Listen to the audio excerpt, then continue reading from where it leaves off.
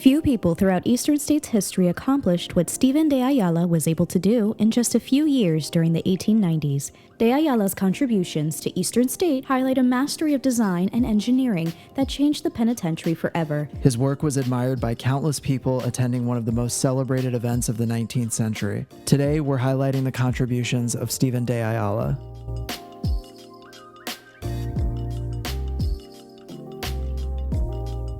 Born in Cuba in 1860, De Ayala emigrated to the United States as a young boy. Growing up in Scranton, Pennsylvania, he attended public school and Sunday school and was later described by the Board of Pardons as sober, industrious, and respectable. During his adulthood, De Ayala worked as a foreman in the pattern shops of Dixon Manufacturing, a company that made boilers, blast furnaces, and steam engines.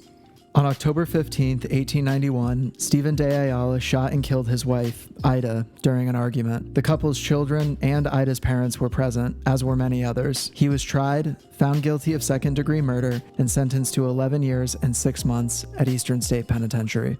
In 2021, we were contacted by De Ayala's great-great-granddaughter, Alexa. Alexa was looking for more information about her ancestor, but she also had some incredible information to share with us.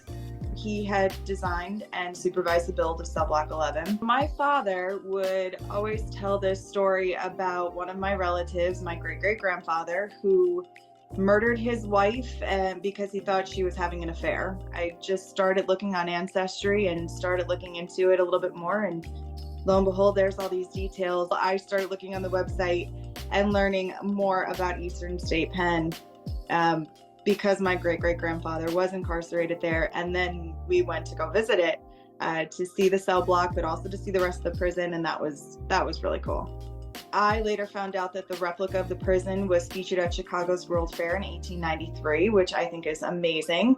And if anybody watching this has the replica in their attic somewhere, I'm sure one of us would really appreciate that on display. Built by hand inside the walls of the penitentiary and displayed at the Chicago World's Fair in 1893, De Ayala's miniature replica of Eastern State included the warden's residence, matron's quarters, gardens, pathways, fountains, a greenhouse, a kitchen, storehouse, 4 corner guard towers, and a central rotunda.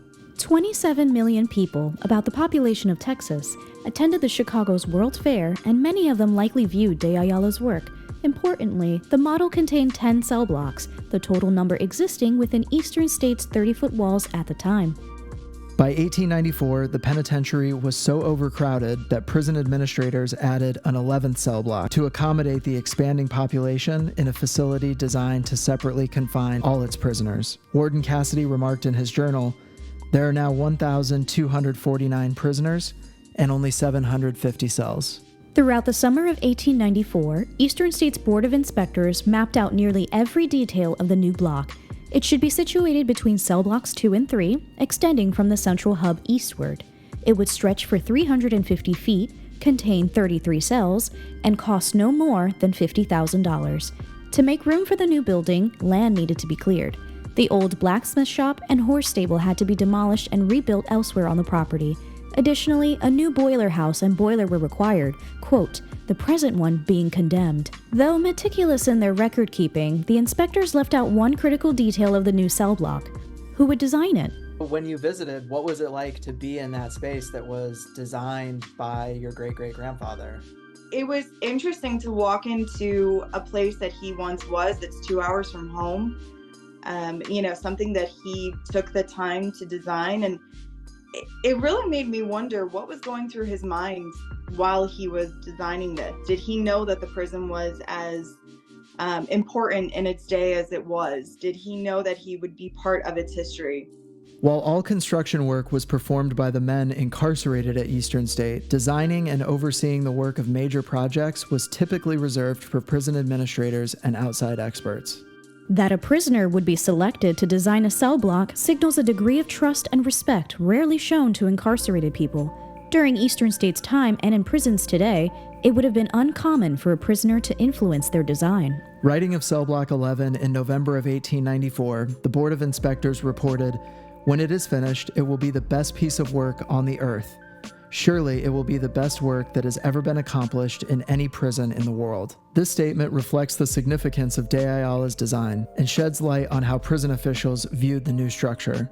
Records held at the Pennsylvania State Archives reveal that prison officials were eager to support De Ayala's application for pardon, which he was granted on December 19, 1895. They wrote glittering reviews of his work designing Cell Block 11 and other accomplishments throughout his life, while downplaying his crime and at times disparaging his victim.